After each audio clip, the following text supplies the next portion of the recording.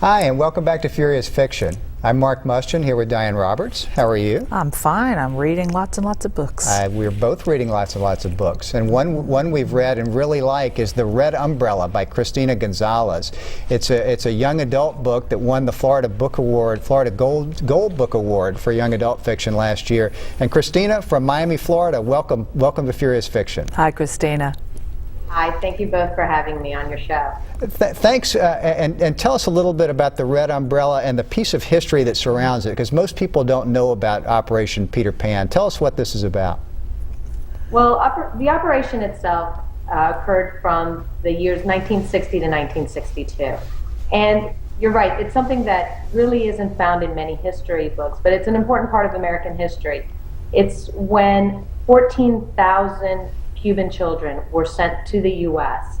It was after the Cuban Communist Revolution, and it was a coordinated effort between the U.S. government and the Cuban underground to get these children out of communist Cuba. And they had no idea where they were going, right? I mean, they went with families they'd never met or heard of before. Isn't that the way it worked?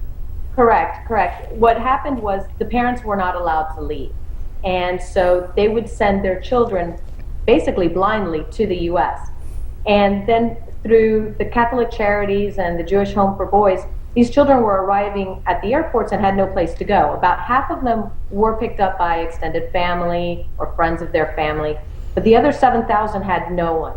So they were sent to these camps. Housed down here in South Florida, it was almost like army barracks, and they were basically holding areas before a foster family or an orphanage somewhere in the U.S. would be willing to take these children in. And in my goodness. In your book, if I recall, the children went with a family somewhere like in the Midwest or somewhere like as far as you could imagine from Cuba, like Nebraska or something, was that yeah.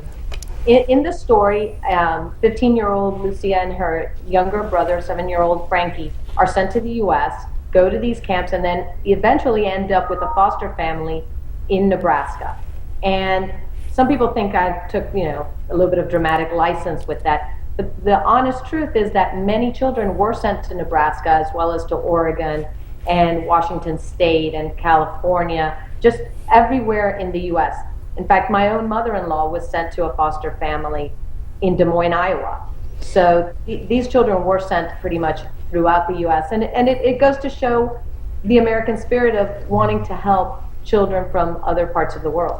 Well, Christina, tell us, and we just got a couple of minutes left, tell us a little bit about how the book came to be published, because this is a pretty remarkable story.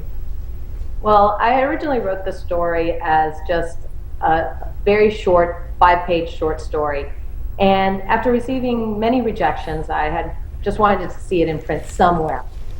I kept hearing the same thing, that it was a novel, not a short story. And when I had just started deciding to write it as a full novel, I had only written about 15 pages. I went to a writer's conference and met an editor who read the first 10 pages. And during this critique, usually they tell you what you're doing right and especially what you're doing wrong. And she didn't want to talk about the actual book. She wanted to talk to me about Random House and how Random House was interested in buying my book. And I was just flabbergasted. I could not believe that my dream was coming true. And then she asked me the key question of, are you almost done writing the book?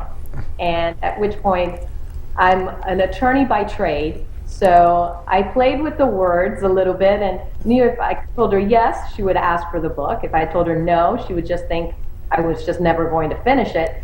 So I told her I was almost done. And you're a lawyer too, aren't you? See, I want our viewers to know that this stuff, it actually happens this way. And you may not believe it, but I mean, occasionally it works this way. So, I fibbed a little bit, told her I was almost done, and within 7 weeks, I finished writing the entire novel and sent it out to her. So that's terrific. That's got to be some kind of record there, too. That's how to make a deadline, isn't it? Well, Christina, we're going to have to close here, but thank you so much for being with us, and good luck. Tell us the name of the new novel that's coming. You have a new novel going to be published next October, right? Correct. It's a Thunderous Whisper, and it comes out in October. And actually, today, The Red Umbrella comes out in paperback. So it's a bit of a celebration. Congratulations. Congratulations. Thank you. Well, Christina, thanks for being with us, and we'll look forward to the Thunderous Whisper next October. We want to talk to you again. Wonderful.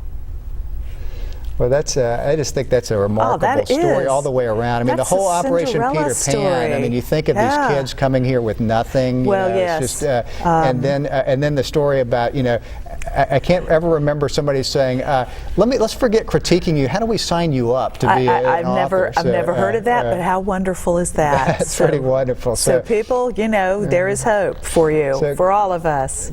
Christina Gonzalez, our author today, The Red Umbrella. Thanks for being with us. I'm Mark Mustian with Diane Roberts. We'll see you next time on Furious Fiction. Goodbye.